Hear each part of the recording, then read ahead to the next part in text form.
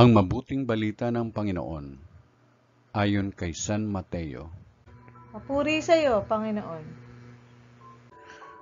Noong panahong yun, sinabi ni Jesus sa kanyang mga alagad, "Narinig na ninyong sinabi, ibigin mo ang iyong kaibigan at kapuutan mo ang iyong kaaway.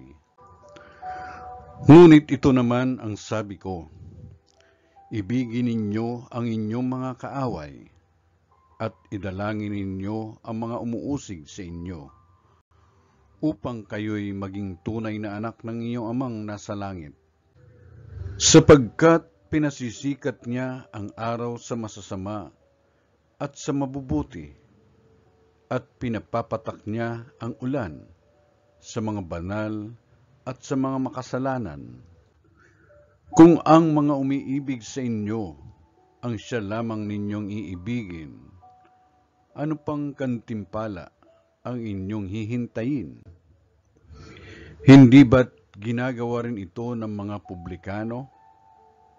At kung ang binabati lamang ninyo'y ang inyong mga kapatid, ano ang nagawa ninyong higit kaysa iba?